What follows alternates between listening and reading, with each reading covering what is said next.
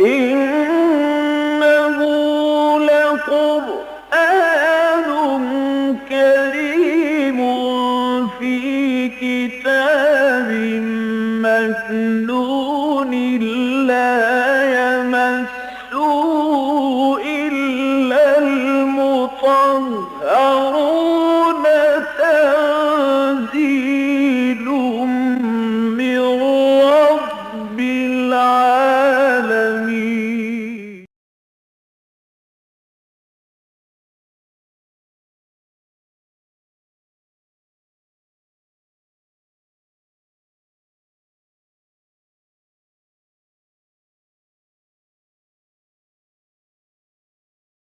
أعوذ بالله من الشيطان الرجيم.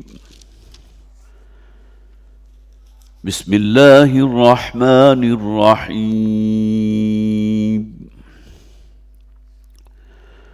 الرحمن علم القرآن خلق الإنسان علمه البيان.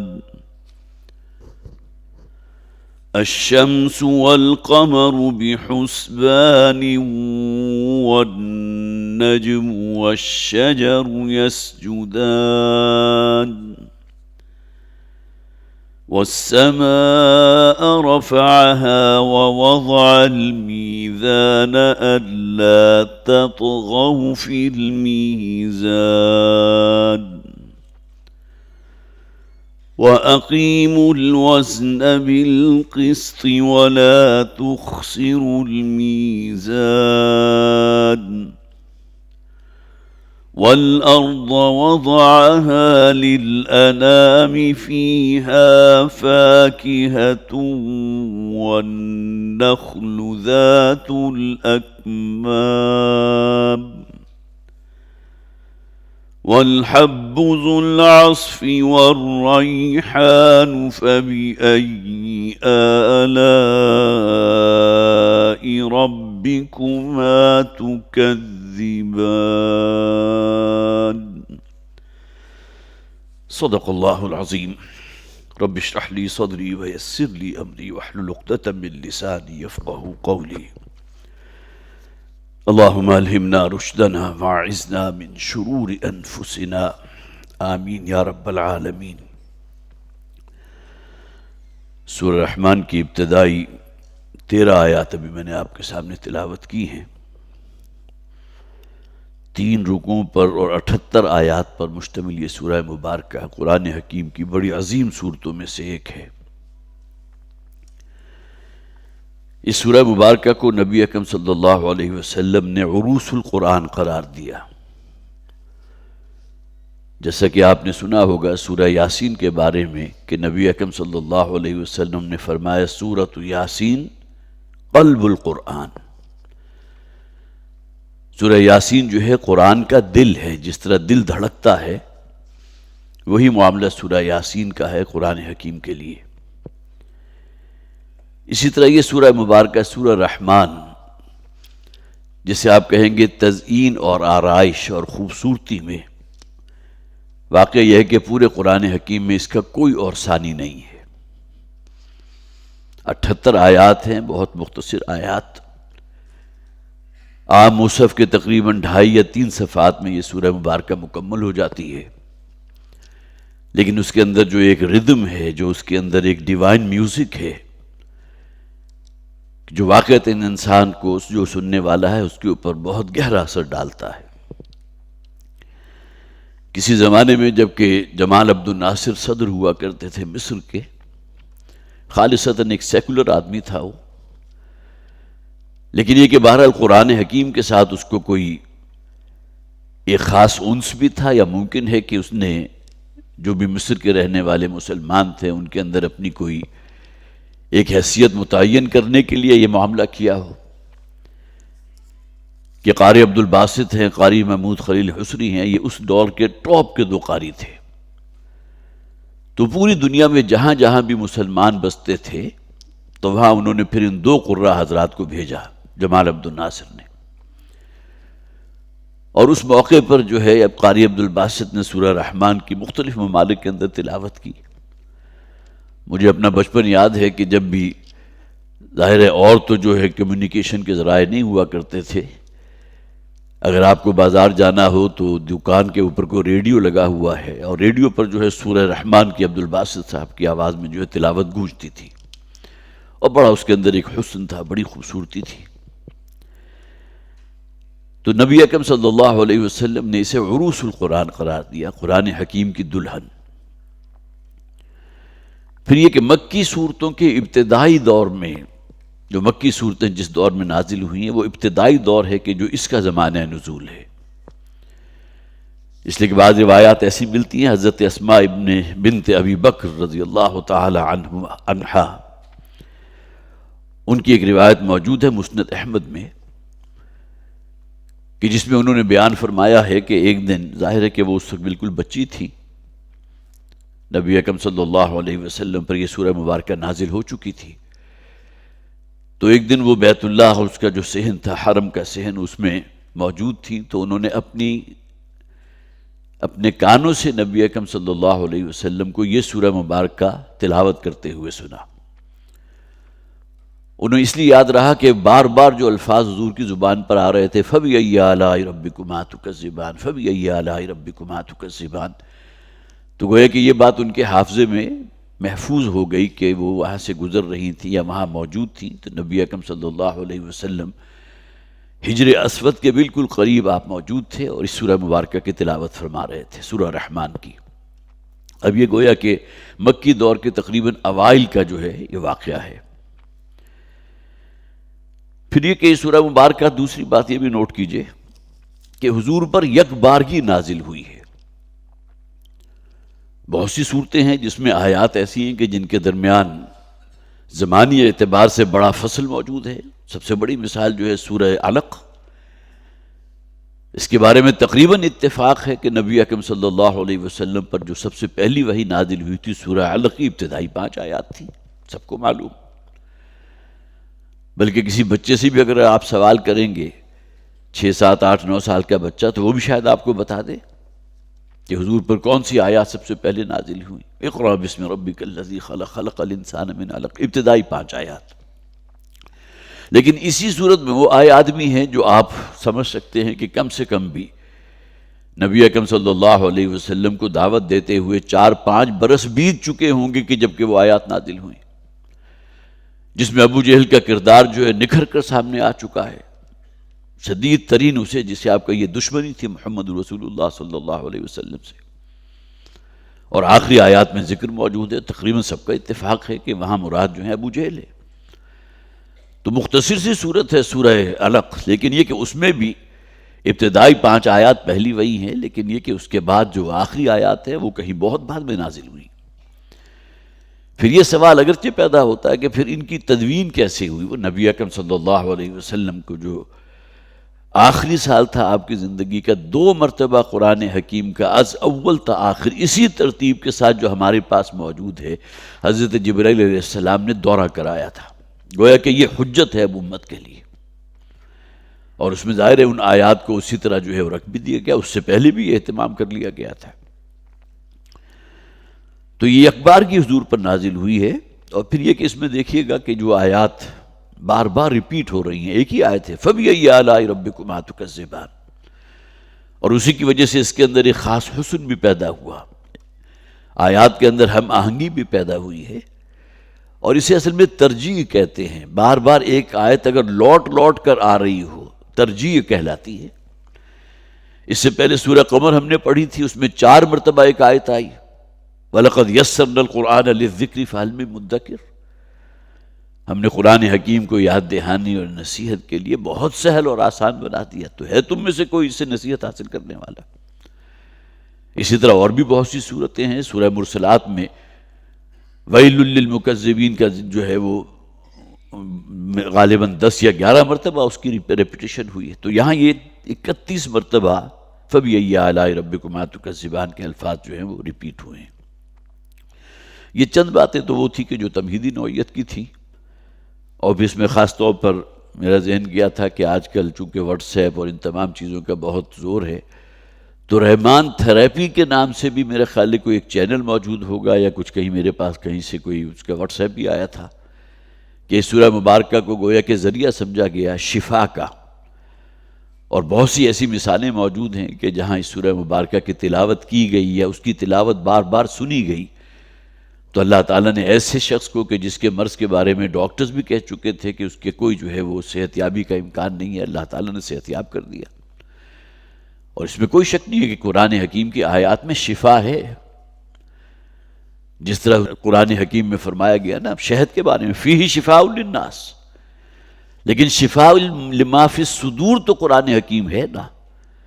دلوں کے اندر جو روگ ہوتے ہیں، جو دلوں کو زنگ لگ جاتا ہے، یہ دنیا اور مال کی محبت جو ہے غالب ہو جاتی ہے، تو وہ اگر دور ہوتی ہے، اس کو اگر سیکل کرنا مقصود ہے اور دل کو پالش کرنا مقصود ہے تو قرآن حکیم سے بہتر ذریعہ اور کوئی نہیں. تو قرآن حکیم میں سورہ فاتحہ کو الشافیہ بھی کہا گیا. قرآن حکیم میں سورہ فاتحہ موجود ہے. نبی اکرم صلی اللہ علیہ وسلم نے الشافیہ کا نام بھی دیا ہے سورہ مبارکہ کو. اور بعض روایات ایسی بھی ہیں کہ حضور کے پاس کوئی شخص آیا ہے جس کو کوئی تکلیف تھی یا بیماری تھی، تو آپ نے سورہ فاتحہ پڑھ کر، جسے آپ کہیے کہ اپنا لعاب دہن اس کی جگہ پر لگا دیا ہے، یا یہ کہ کوئی اور حضور نے اس پر جو ہے وہ کوئی دم کر دیا، سورہ فاتحہ وہ اپنی جگہ ایک حقیقت ہے، الشافیہ ہے، شفا دینے والی صورت ہے. اب آئیے کہ سورہ مبارکہ کا مطالعہ ہم شروع کرتے ہیں. ابتدائی 4 آیات جو اس سورت کی ہیں وہ بہت اہم ہیں. میں چونکہ اس درس کی تیاری کے لیے بعض تفاسیر کا بلکہ کئی تفاسیر کا مطالعہ کرتا ہوں، لیکن کسی تفسیر میں یہ بات موجود نہیں ہے جس کو بہت زیادہ ہائی لائٹ کیا والد محترم رحمۃ اللہ علیہ نے، کہ یہ 4 آیات جو ہیں الرحمن علم القرآن خلق الانسان علمہ البیان، اس میں 4 ٹاپ کی چیزوں کا ذکر کیا گیا. دیکھیے سب سے پہلی آیت کیا ہے؟ الرحمن. اس میں کوئی شک نہیں ہے کہ اللہ تعالیٰ کے جتنے اسماء حسنی ہیں، 99 تو احادیث میں ذکر موجود ہے، اور بلکہ حدیث میں یہ بھی کہا گیا کہ جو شخص بھی اللہ تعالیٰ کے 99 ناموں کا، اسماء الحسنی کا احصاء کر لے، احصاء سے مراد کیا ہے کہ ان کو خوب اچھی طرح سمجھ لے اور اس کو اپنے دل میں اتار لے، تو وعدہ کیا گیا اللہ تعالیٰ کی طرف سے بڑی نوید سنائی گئی اس شخص کے لیے، اسماء الحسنی. جیسے کہ قرآن حکیم میں بھی کہا گیا وَلِلَّهِ الْأَسْمَاءُ الْحُسْنَى فَادْعُوهُ بِهَا، تمام اچھے نام اللہ کے ہیں، اسے پکارو، اس سے دعا کرو ان ناموں کے حوالے سے. یا اللہ یا رحمان، یا اللہ یا رحیم، یا اللہ یا غفور، یا اللہ یا کریم. اور یہ جو ہے گویا کہ ایک ورد کی شکل انسان اپنی زیر زبان، جسے آپ کہیے نا کہ زبان جو ہے اللہ کے ذکر سے معطر رہے، تو اس کا بہترین ذریعہ ہے اسماء حسنی کا ورد کرنا. تو اللہ تعالیٰ کے جملہ ناموں میں، اسماء حسنی میں سب سے ٹاپ پر اور سب سے خوبصورت ترین نام ہے الرحمن. اس کا مادہ رحمت ہے، را حا اور میم، اور اس میں رحمان اور رحیم یہ دونوں جو ہیں اس کے دونوں کے مادے رحمت ہیں، رحم ہے. اور واقعی یہ ہے کہ ہم سب سے بڑھ کر جسے آپ کہیے کہ اگر ہماری نجات یا ہمارے جو ہے مستقبل اگر ہمارے سامنے ہو، جو اصل مستقبل ہے آخرت، تو اللہ کی رحمت کے سب سے بڑھ کے مستحق ہم ہیں. اس لیے کہ کوئی انسان جو ہے خطا سے خالی نہیں. کل بنی آدم خطاؤن وخیر الخطائین التوابون. یہ تو انسان صدق دل سے توبہ کرتا ہے اور اللہ کی رحمت اس کی دستگیری فرماتی ہے، تو اللہ تعالیٰ انسانوں کے گناہوں کو معاف فرما دیتا ہے. تو گویا کہ اللہ کے جملہ ناموں میں سب سے ٹاپ پر سب سے خوبصورت ترین نام الرحمن، جس میں صفت رحمت جو ہے وہ ٹھاٹے مارتے ہوئے سمندر کی مانند ہے. اس کے اندر ایک ہیجانی کیفیت ہے. جس طرح ایک معاملہ ہوتا ہے، بہت ہی روانی کے ساتھ بہتی ہوئی کوئی ندی ہے، آپ اس کو دیکھ رہے ہیں، اور ایک سمندر کا تلاطم ہے، سمندر کا زور و شور ہے، اور لہروں کا ایک دوسرے کے ساتھ ٹکرانا ہے، اور بڑے بڑے پتھر جو ہیں ان کے ساتھ جب لہریں ٹکراتی ہیں تو جو خوفناک آواز پیدا ہوتی ہے. تو یہ ہیجانی کیفیت اور جوش کی کیفیت جو ہے یہ اصل میں فعلان کے وزن کا خاصہ ہے. اسی سے عام طور پر کوئی عرب اگر بہت شدید جو ہے وہ اسے بھوک لگی ہو، انا جوعان، وہ کہے گا کہ میں تو بھوک سے مرا جا رہا ہوں، میں پیاس سے مرا جا رہا ہوں۔ اسی طرح غصے کے لیے ایک لفظ ہے، قرآن حکیم میں بھی موجود ہے، ہماری اردو زبان میں بھی ہے، غضب۔ جب اس وزن پر آئے گا، رحبان کے وزن پر، فعلان کے وزن پر، تو غضبان بن جائے گا، شدید غصے میں۔ گویا کہ غصہ جو ایک ہیجانی کیفیت کے ساتھ اگر کسی کے اوپر مسلط ہو جائے تو وہ غضبان کی کیفیت ہے۔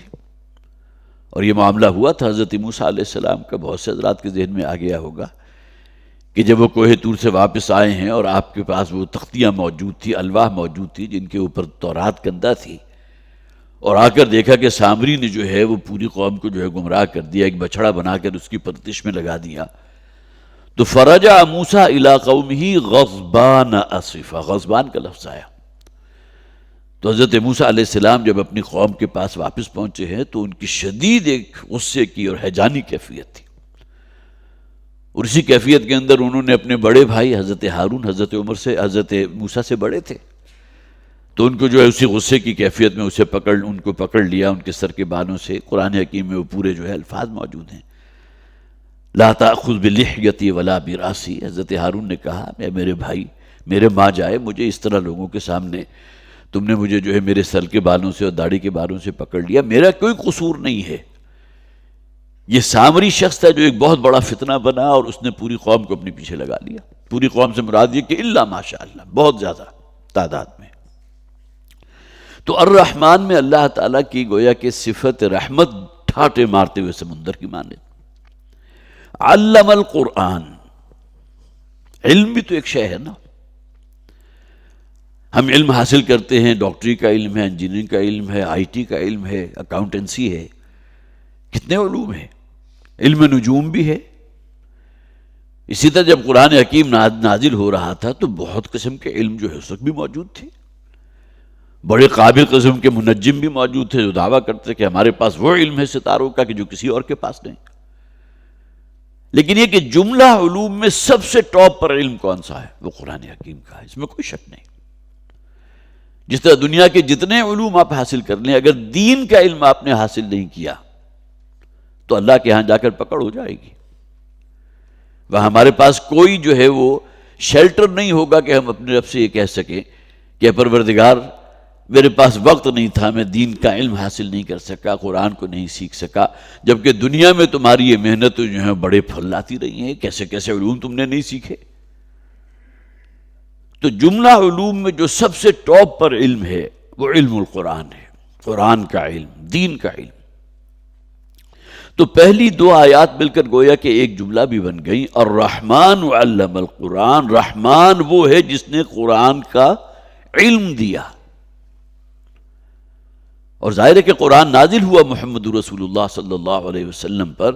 جب قرآن نازل ہو رہا تھا مشرکین مکہ میں سے بعض نے اعتراض کیا تھا کہ معلوم ہوتا کہ محمد کہیں سے صلی اللہ علیہ وسلم کسی راہب سے، کسی ربی سے، یا کسی ایسے شخص کے جس کے پاس پرانی کتابوں کا علم ہے، ان سے کچھ ڈکٹیشن لے کر آ جاتے ہیں اور یہاں آ کر ہمارے اوپر روب جماتے ہیں کہ مجھ پر اللہ نے وحی نازل کی، معاذ اللہ ثم معاذ اللہ۔ یہ ان کے الفاظ میں بیان کر رہا ہوں، قرآن حکیم میں ذکر موجود ہے کہ حضور جو ہے کہیں سے ڈکٹیشن لے لیتے ہیں، کہیں سے علم حاصل کر لیتے ہیں۔ یہاں اس کی بھی نفی ہو گئی، الرحمن علم القرآن۔ اگر کسی کے ذہن میں یہ کوئی اعتراض موجود ہے تو اسے صاف کر لینا چاہیے، اس کائنات کا رب ہے، رحمان ہے کہ جس نے قرآن سکھایا، جس نے قرآن کا علم عطا فرمایا، جس نے قرآن کی تعلیم دی۔ تو دوسری آیت میں گویا کہ جملہ علوم میں جو سب سے ٹاپ پر علم ہے، علم قرآن، اس کا ذکر ہو گیا۔ تیسری آیت خلق الانسان، وہی رحمان ہے کہ جس نے انسان کی پیدائش فرمائی، انسان کی تخلیق فرمائی۔ اور اس میں کوئی شک نہیں ہے کہ جملہ مخلوقات میں سب سے ٹاپ پر انسان ہے۔ ٹھیک ہے، جنات کا معاملہ الگ ہے، ان کا لطیف وجود ہے، ان کی رسائی بہت دور تک ہے، کچھ چیزیں ان میں وہ ہیں کہ جو انسانوں میں موجود نہیں۔ لیکن مسجود ملائک کس کو بنایا گیا تھا؟ وہ تو انسان کو بنایا گیا۔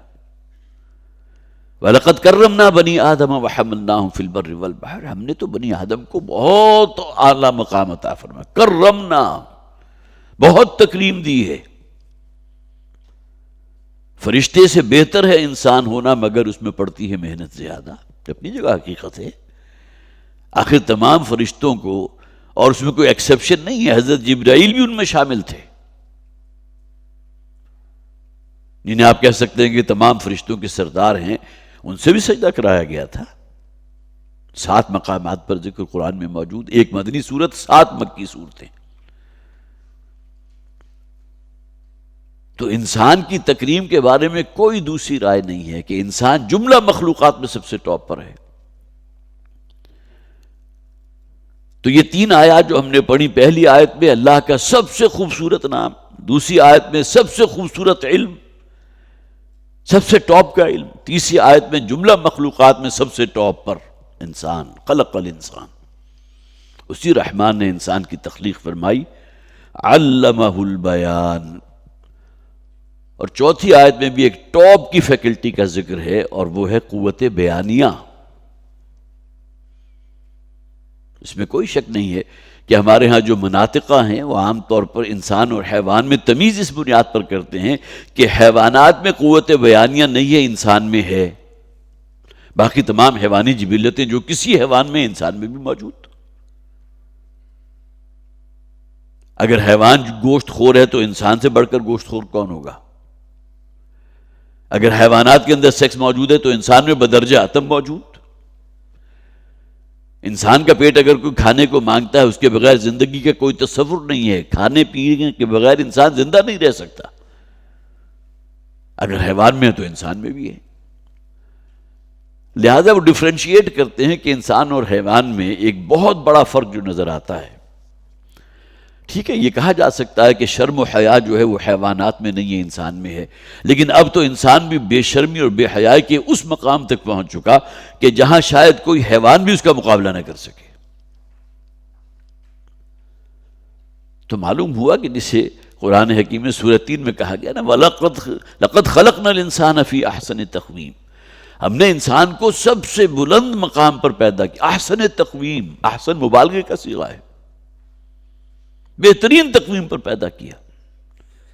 ثم رددناہ اسفل سافلین، لیکن اس کے بعد جب انسان اپنی خواہشات نفسی کا بندہ بن کر رہ گیا اور اخلاقی تمیز اس نے جو ہے اپنے اوپر سے اتار پھینکی، وہ جسے آپ قبا کہیں گے، اخلاق کی، حیا، عصمت، عفت، تو جانوروں سے بھی بدتر ہو گیا۔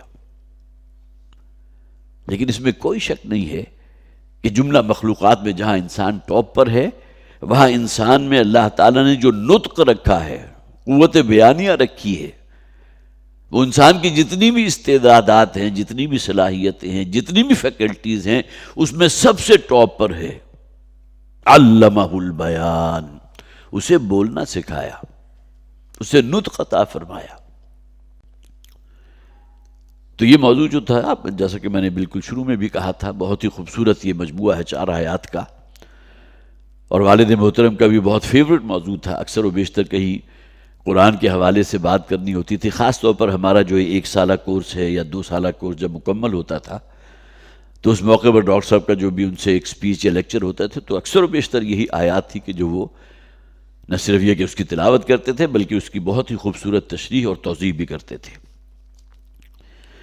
اب دیکھیے، نوٹ کیجئے کہ یہاں جو الرحمن علم القرآن خلق الانسان علمہ البیان، اب ان چاروں کو اگر آپ جمع کر لیں گے تو اسی کی بہت ہی خوبصورت ایک تصویر ہے جو نبی اکرم صلی اللہ علیہ وسلم کی ایک حدیث میں ملتی ہے۔ حضرت عثمان اس کے راوی ہیں، عثمان ابن عفان۔ یہاں بھی نوٹ کیجئے، عثمان، عفان، بیان، انسان، قرآن، الرحمن، یہ ایک ہی وزن پر آ رہے ہیں۔ تو عن عثمان ابن عفان رضی اللہ تعالی عنہ قال رسول اللہ صلی اللہ علیہ وسلم، آگے انورٹڈ کاماز ہیں، یہاں سے گویا کہ حضور کا قول شروع ہوا، حدیث شروع ہوئی، خیرکم من تعلم القرآن وعلمہ۔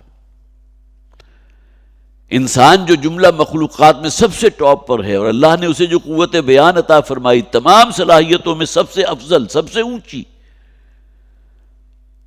تو اس کا بہترین مصرف کیا ہے کہ رحمان کی اس کتاب قرآن حکیم کی تعلیم و تدریس کرے، خود اس کا علم حاصل کرے۔ خیرکم من تعلم القرآن وعلمہ، تم میں بہترین لوگ وہ ہیں جو قرآن کا علم حاصل کرتے ہیں، اس کی تعلیم دوسرے لوگوں کو دیتے ہیں۔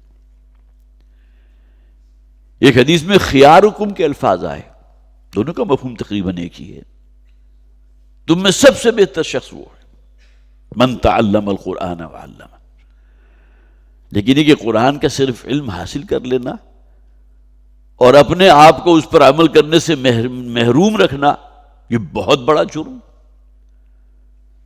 یہ تو بالکل وہی بات ہو گئی نا، تأمرون الناس بالبر وتنسون انفسکم، کیا تم لوگوں کو جو ہے بڑی نیکی کی اور حق کی اور خیر کی اور اچھی باتوں کی تلقین کرتے ہو، واعظ و نصیحت کرتے ہو، قرآن سے بڑھ کر خیر کیا ہوگا؟ تو لوگوں کو تو قرآن کی تعلیم دے رہے ہو، قرآن کی طرف راغب کر رہے ہو، دعوت دے رہے ہو، وتنسون انفسکم، اور اپنے آپ کو بھول جاتے ہو کہ قرآن میرے لیے بھی تو ہادی ہے نا، مجھے بھی تو اسے اپنا گویا کہ لائحہ عمل بنانا چاہیے، اپنے آپ کو اس کے مطابق ڈھالنا چاہیے۔ اتامرون الناس بالبر وتنسون انفسکم، کیا تم لوگوں کو جو ہے بر کی اور نیکی کی اور خیر کی دعوت دیتے ہو، اپنے آپ کو بھول جاتے ہو؟ تو گویا کہ ان چاروں آیات کو اگر آپ جمع کریں گے تو معلوم ہوگا کہ اصل حاصل وہی ہے جو حضور نے فرمایا کہ اپنی زندگی کا نصب العین یہ بناؤ، قرآن کا جو علم حاصل ہو اس پر خود عمل کرو، اسے دوسروں کی دعوت دو۔ یہ بھی تو حضور ہی کا قول ہے، بلغوا عنی ولو آیۃ۔ اس حدیث کو بھی والد محترم بہت زیادہ لوگوں میں پھیلایا ہے۔ اگر ایک آیت کا علم بھی حاصل ہوا ہے تو تمہیں چاہیے کہ اس کی تعلیم دوسرے لوگوں کو دو، دوسروں کو بھی بتاؤ۔ اور الاقرب فالاقرب، جو جتنا قریب ہے وہ اتنا ہی زیادہ مستحق ہے تمہاری بات کا، حقدار ہے اس کا۔ گویا کہ لوگوں کے اندر تو خیر کے جو ہے وہ جسے آپ کہیے بانٹ رہے ہو، اور اپنے گھر والوں کو بھول جاؤ، اپنے گھر کی چار دیواری تمہاری نظروں سے اوجھل ہو جائے کہ اس کے اندر بھی تمہارے اہل و عیال ہیں۔ کلکم راع وکلکم مسئول عن رعیتہ، تم میں سے ہر شخص جو ایک راعی کی مانند ہے، وہ چرواہا کے جس کی سرکردگی میں کہ 100-200 بھیڑیں ہوتی ہیں، وہ ایک ایک کا ذمہ دار ہے۔ تو تم اپنے آپ کو بالکل ہی سمجھتے ہو کہ میرا کوئی ذمہ نہیں۔ کلکم راع وکلکم مسئول عن رعیتہ، ہماری رعیت کون ہے؟ ہمارے بیوی بچے ہیں۔ گھر کی چار دیواری کے اندر ایک چھوٹی سی ریاست دو وجود میں آ چکی ہے، اس کے فرمان تو میں اور آپ ہیں نا۔ تو الرحمن علم القرآن خلق الانسان علمہ البیان۔ اور یہاں بھی آخری بات نوٹ کیجئے جو میں نے کہا نا، قوت بیان۔ اب چونکہ میں نے بھی ڈاکٹری پڑھی ہے، ہم نے بھی گویا کہ برین میں مختلف جو بھی ہمارے ایریاز ہیں ان کو کھنگالا ہے، تو واقعہ یہ ہے کہ انسان کا یہ نطق جو ہے نا، جو وہ اپنی زبان سے ایک جملہ یا ایک لفظ نکالتا ہے، اس کے لیے کیا کیا پاپڑ بیلنے پڑتے ہیں ہمارے اس دماغ کو، آپ سوچ نہیں سکتے۔ سنکرونائز کرنا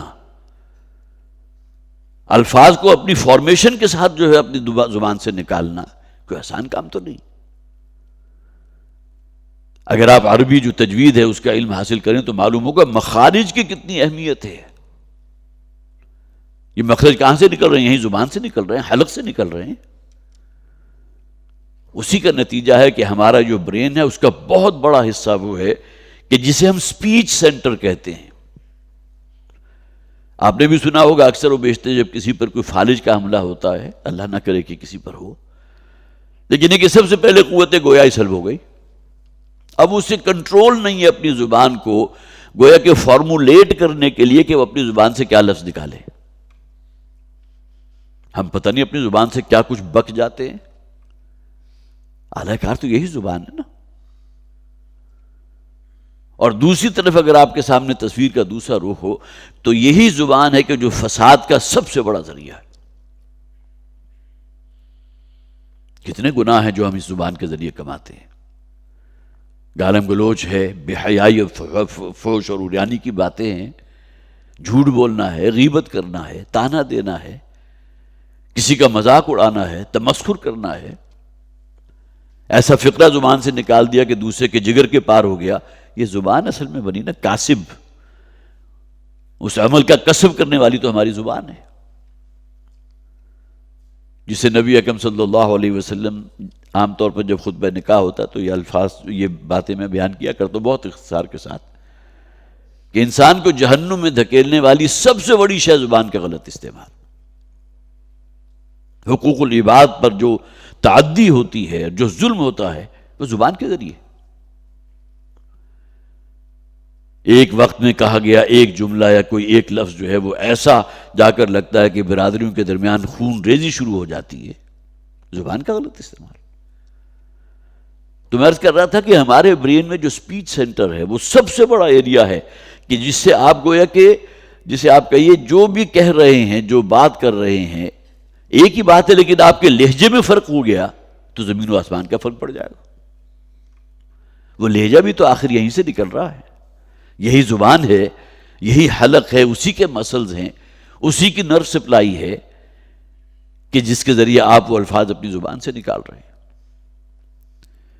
تو بات مختصر وہی کہ پہلی 4 آیات میں 4 ٹاپ کی چیزوں کا ذکر ہے۔ اللہ کے ناموں میں سب سے خوبصورت نام الرحمن، جملہ علوم میں سب سے ٹاپ پر علم قرآن، تمام مخلوقات میں سب سے ٹاپ پر انسان، اور انسان میں جو سب سے ٹاپ کی فیکلٹی اللہ تعالیٰ نے اسے عطا فرمائی ہے وہ قوت بیان ہے۔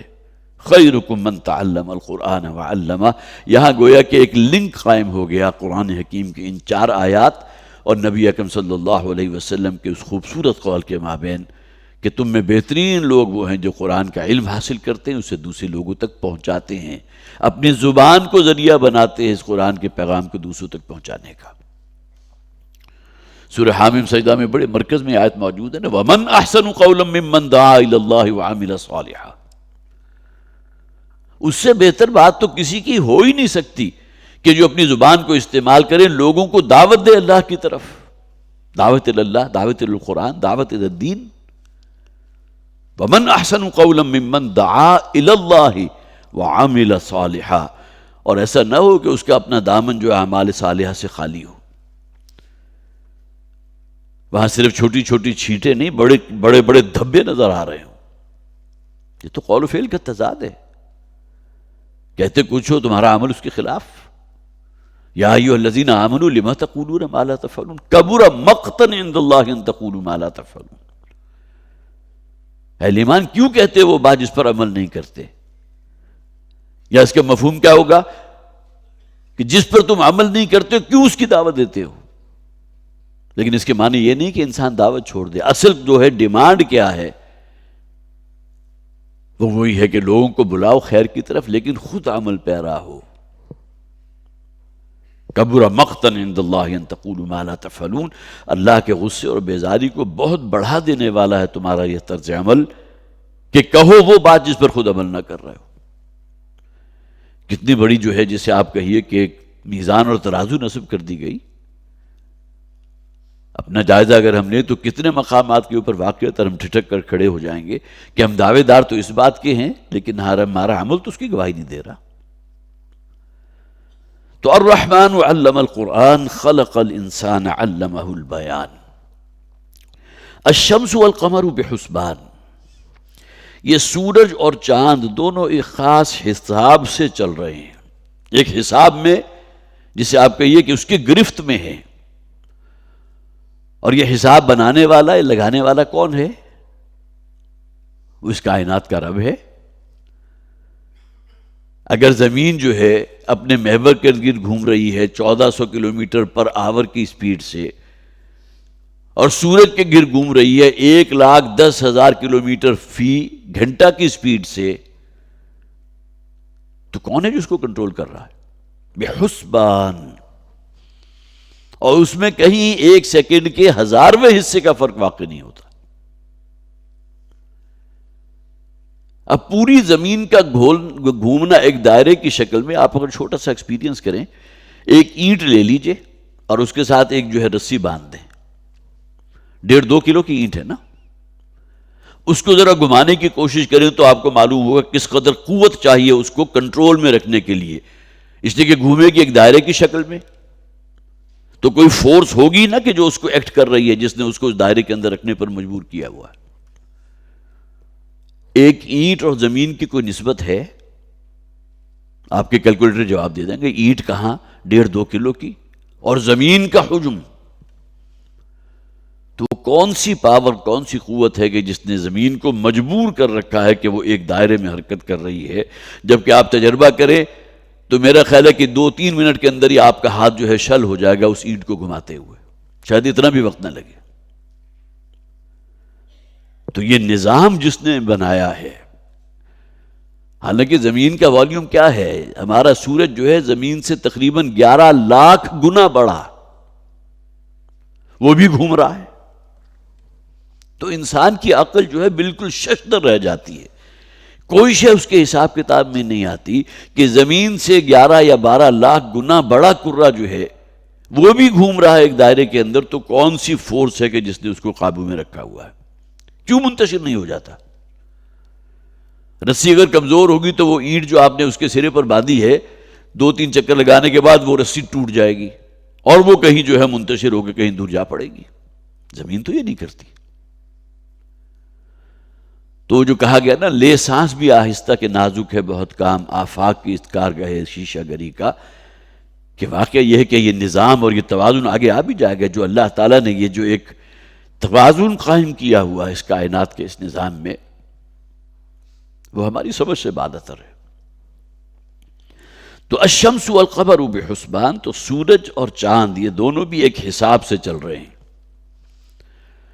للشمس ينبغي لها ان تدرك القمر ولا الليل سابق النهار، سورہ یاسین میں فرمایا گیا۔ اسی کے بارے میں نے عرض کیا تھا نا، سورہ یاسین کو حضور نے قلب القرآن قرار دیا ہے، اس کو پڑھتے ہوئے بھی آپ محسوس کریں گے جس طرح دل دھڑک رہا ہوتا ہے نا۔ وآیۃ لہم الارض المیتہ وآیۃ لہم اللیل النہار، کتنی ہی نشانیوں کا ذکر ہے، ایک دھڑکن آپ کو محسوس ہوتی ہے۔ تو للشمس ينبغي لها ان تدرك القمر، چاند خواہ کتنا ہی، سورج کا کتنا ہی زور لگا لے وہ چاند کو نہیں پکڑ سکتا۔ جو اللہ نے نظام بنا دیا ہے، چاند بھی گھوم رہا ہے ہماری زمین کے گرد، یہ الگ سے ایک دائرہ وجود میں آ گیا۔ ہماری زمین جو ہے گھوم رہی ہے سورج کے گرد، ایک دائرہ یہ وجود میں آ گیا۔ سورج جو ہے ایک بہت بڑے جو ہے کوئی ٹرب نوپیڈا پتہ نہیں کیا نام ہے، اس کے گرد گھوم رہا ہے، اور پھر گلیکسیز وجود میں آتی ہیں، وہ بھی حرکت میں ہیں، وہ بھی گھوم رہی ہیں، اور 2 سیاروں یا 2 کروں کے درمیان جو ہے ملینز آف لائٹ ایئر کا فاصلہ ہے، جس میں ہمارے جو ہیں وہ کیلکولیٹر جو ہے بالکل جواب دے جائیں گے۔ یہ سب کچھ ہو رہا ہے، یہ ایک نظام ہے جو اللہ تعالیٰ نے قائم فرمایا ہے بحسبان، ایک حساب کتاب سے جس کو متعین کر دیا اللہ نے۔ تو الشمس والقمر بحسبان والنجم والشجر یسجدان، اور اسی طرح ستارے، نجم جو ہے عام طور پر ستارے کو کہتے ہیں، لیکن نجم عربی لغت میں ان بوٹیوں کو بھی کہتے ہیں یا وہ جھاڑیاں جن کا تنا نہیں ہوتا۔ اگرچہ بعض تفاسیر کے اندر جو ہے وہ تنا اور اس کا جو ہے وہ اس کو بالکل انکار کیا گیا، بلکہ والنجم کو خاص طور پر ستارہ ہی مراد لیا گیا، لیکن فوراً بعد چونکہ والشجر یسجدان آ گیا، گویا کہ تنے والے تو درخت ہو گئے اور بغیر تنے کے وہ جھاڑیاں، وہ بیلیں، وہ کریپرز کے جو زمین کے اوپر جو ہے کدو کی بیل جو ہے ایکڑوں میں پھیل جائے گی، اس کا کوئی تنا تو نہیں ہے، وہ کھڑی تو نہیں ہوگی۔ تو نجم ان کو بھی کہتے ہیں، زمین کے اوپر کریپرز ہیں جو رینگنے والے ہیں، جن کا تنا نہیں ہوتا، جنہیں آپ جھاڑیاں بھی کہہ سکتے ہیں۔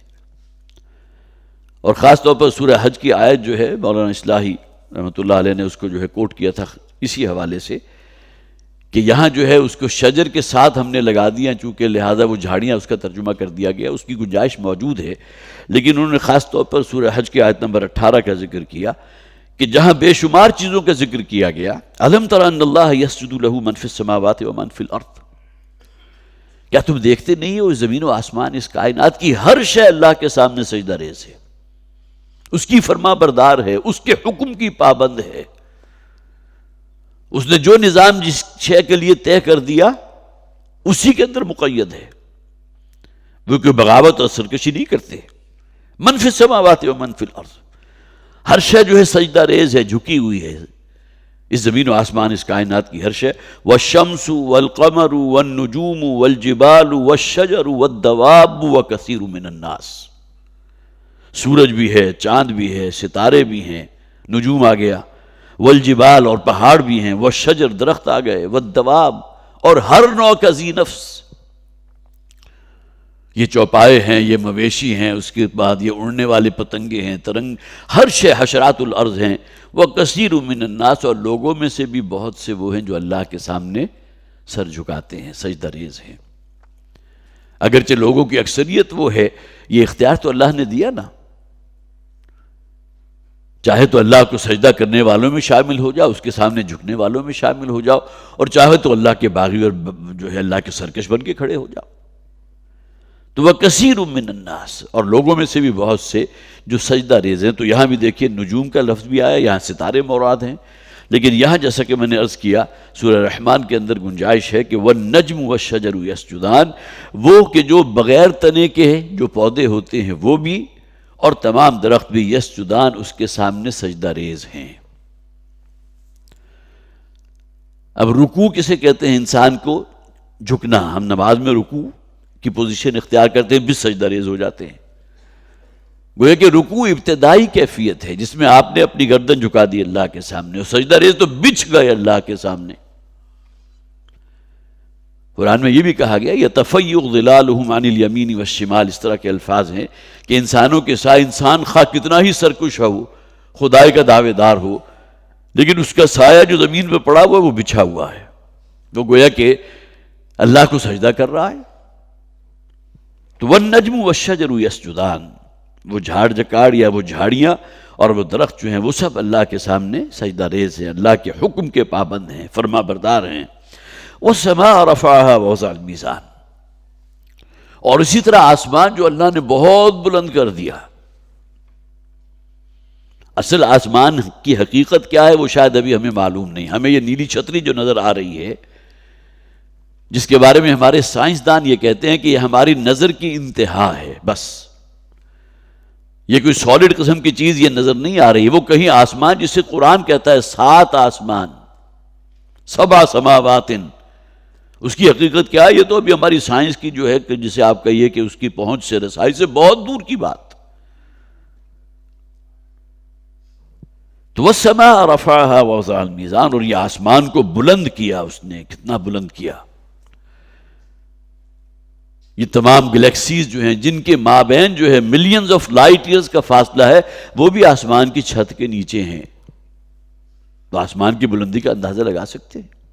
وَالسَّمَاءَ رَفَعَهَا وَوَضَعَ الْمِيزَانَ، اور اس نے ایک توازن قائم کر دیا. یہاں دیکھیے میزان کا لفظ آ گیا.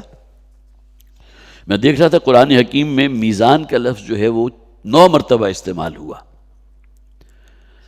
2 جگہ تو استعمال ہوا ہے خالصتاً ایک نظام کے لیے، جہاں قرآن کے ساتھ میزان کا ذکر ہے. سورہ حدید میں فرمایا گیا لَقَدْ أَرْسَلْنَا رُسُلَنَا بِالْبَيِّنَاتِ وَأَنزَلْنَا مَعَهُمُ الْكِتَابَ وَالْمِيزَانَ لِيَقُومَ النَّاسُ بِالْقِسْطِ، کہ اللہ تعالیٰ فرماتے ہیں کہ ہم نے اپنے رسولوں کو بھیجا اور ان کو ہم نے کتاب اور واضح نشانیاں، معجزات عطا فرمائے، اور کتاب کے ساتھ ہی ذکر کیا ہے والمیزان، اور ایک نظام عدل و قسط دے کر بھیجا. یہ جو ہمارا اسلام کا عادلانہ نظام ہے، نظام عدل و قسط، وہاں گویا کہ اس عدل و قسط کا جو نظام ہے اس کے لیے میزان کے الفاظ آئے. اللہ الذی انزل الکتاب بالحق والمیزان، سورہ شورى میں فرمایا گیا. یہاں بھی میزان کا لفظ آ گیا. اللہ ہی ہے کہ جس نے اس کتاب کو حق کے ساتھ نازل فرمایا، سچی کتاب ہے، اللہ کا کلام ہے. والمیزان، اور پھر ایک مکمل نظام دے کر بھیجا ہے، وہ انتہائی عادلانہ نظام، عدل و قسط پر مبنی نظام. اور بقیہ مقامات پر 4 مقامات وہ ہیں مکی صورتوں میں کہ جس کے اندر یہ میزان کا لفظ آیا ہے خالصتاً اپنے اس میں وزن کے حوالے سے، وہ آلہ کے جو اس سے وزن کیا جاتا ہے. مکیال والمیزان، اوفوا المکیال والمیزان. جو بھی ناپ تول میں آنے والی چیزیں ہیں ان دونوں کے اندر عدل و قسط سے کام لو۔ میزان اکثر میں عدل و قسط میں بھی آ گیا، اور میزان اسے کہتے ہیں جس میں آپ کسی وزن والی شے کو تولتے ہیں۔ ایک ہوتا ہے پیمانہ کہ آپ نے 1 لیٹر دودھ حاصل کیا تو اس کے لیے ایک والیوم ہے، وہ دودھ والا جو ہے وہ ایک خاص والیوم کے اندر دودھ ڈالے گا، وہ 1 لیٹر ہو گیا، یہ پیمانہ ہو گیا۔ اسی طرح کوئی کپڑا اگر آپ ناپ رہے ہیں تو پیمانے سے ناپ رہے ہیں، یہ میٹر ہے یا گز ہے۔ لیکن وہ چیزیں جو تول میں آ جائیں، جن کا اپنا وزن ہو، اس کے لیے آپ کو ترازو چاہیے۔ اوف المکیال والمیزان، یہ جو ماپنے کی چیزیں ہیں، جو پیمانے ہیں، ان کے اندر بھی عدل و انصاف سے کام لو۔ اس میں کوئی جو ہے جیسے آپ کا یہ ہیرا پھیری نہ کرو، اور نہ ہی جو ہے جو تولنے کی چیزیں ہیں اس کے اندر تم کو ڈنڈی مارو۔ دونوں چیزیں مراد ہیں، 4 مقامات پر ان الفاظ کے اندر قرآن حکیم میں موجود ہیں۔ اسی طرح یہ 3 دفعہ یہاں اس سورہ رحمان میں آ گیا، وَالسَّمَاءَ رَفَعَهَا وَوَضَعَ الْمِيزَانَ اللہ تطغوا فی المیزان وَأَقِیمُوا الْوَزْنَ بِالْقِسْطِ وَلَا تُخْسِرُوا الْمِيزَانَ۔ جہاں ذکر کیا گیا کہ اس آسمان کا یہ جو نظام اللہ تعالیٰ نے مختلف کروں کے درمیان بنایا، اس کے اندر ایک توازن ہے جو اللہ نے پیدا کیا، آپس میں ٹکراتے نہیں ہیں۔ کس قدر فورس چاہیے ہوگی انہیں اس دائرے کے اندر رکھنے کے لیے، وہ فورس کہاں سے اللہ تعالیٰ نے پیدا کی؟ یہ سورج کے بارے میں آپ کو معلوم ہے، لاکھوں سال سے یہ دہک رہا ہے اور اس کی آنچ کے اندر کمی واقع نہیں ہوئی۔ اب سنا ہے کہ زمین تک جو اس کی حرارت پہنچتی ہے ہماری پولیوشن کی وجہ سے اور ہمارے اپنے ہاتھوں کی کمائی کی وجہ سے، وہ جو ہے اس کی تمازت میں کوئی کمی واقع ہو جائے گی، اور شاید بہت عرصہ اگر اور دیکھیں گے تو شاید بہت ہی نیچے ٹیمپریچر آ جائے۔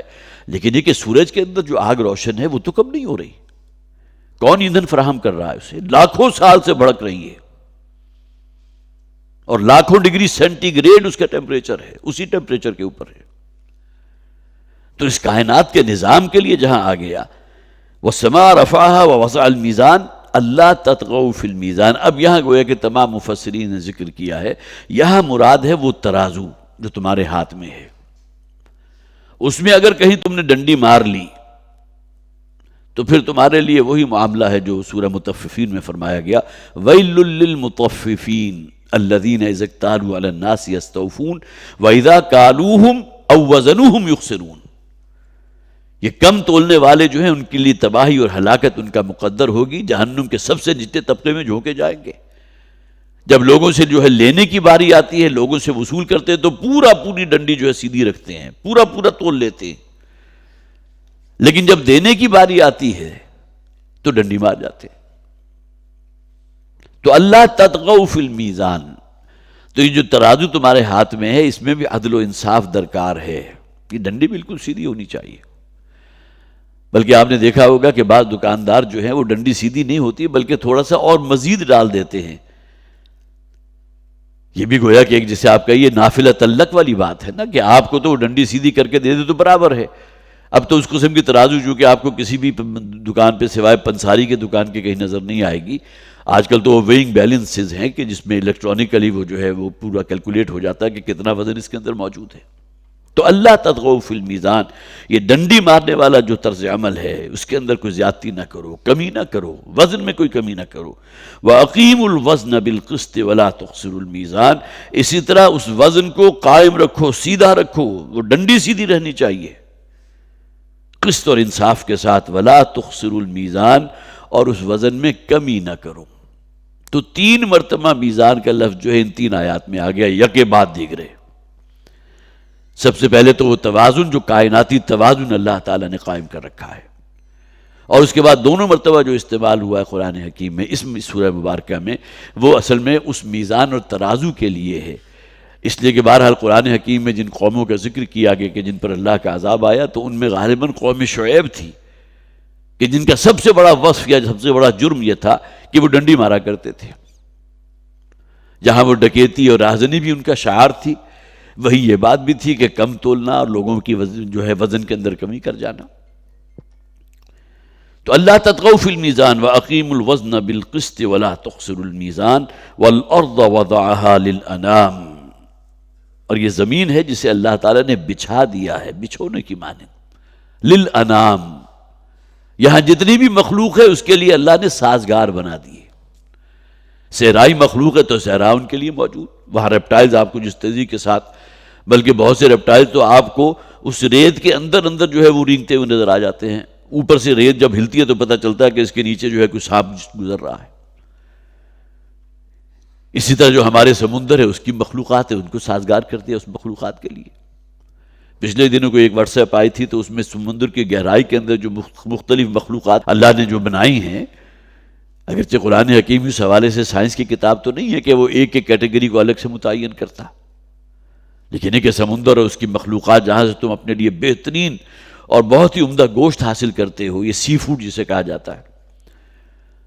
تو یہ مختلف جو لیولز ہوتے ہیں سمندر کے، 1000 میٹر، پھر 2000 میٹر، پھر 3000 میٹر، تو وہ جو ہے آپ نیچے گہرے چلے جائیں تو 8000 میٹر تک کی گہرائی موجود ہے بحر الکاہل کے اندر یا کہیں، کہ وہاں بھی ایک مخلوق موجود. اس کے اوپر پانی کا کتنا پریشر ہوگا اس کا آپ اندازہ لگائیے، لیکن وہاں بھی زندہ مخلوق ہے. تو وہاں کے حالات کو اللہ نے اس کے لیے سازگار کر دیا. اب وہ اوپر نہیں آ سکتے، ان کی پیدائش ہو رہی ہے، تخلیق ہو رہی ہے، مر کھپ رہے ہیں اپنے اس لیول کے اندر جو زمین میں 8 کلومیٹر نیچے ہے، وہاں بھی مخلوق موجود.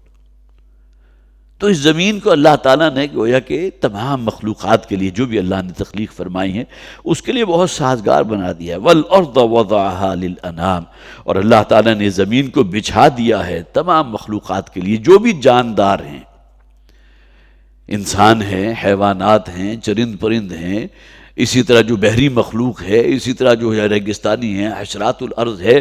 ہر ایک کے لیے اللہ تعالیٰ نے اس زمین کے اندر جو ہے وہ گنجائش رکھی ہے. اس کی زندگی بھی جاری ہے، اس کی آگے جو ہے نسل بھی چل رہی ہے، پیدائش بھی ہو رہی ہے، اور یہ تمام پروسیس جو ہے وہ چل رہا ہے. تو ان تمام چیزوں کا مشاہدہ کرنے کے باوجود بھی اگر انسان کا ذہن اپنے رب اور اپنے خالق اور مالک کی طرف متوجہ نہ ہو تو میں نہیں سمجھتا کہ اس سے بڑی کوئی محرومی ہو سکتی ہے. تو اس سورہ مبارکہ کا انشاءاللہ مطالعہ ہمارا جاری رہے گا. بارک اللہ لی ولکم فی القرآن العظیم ونفعنی وإیاکم بالآیات والذکر الحکیم.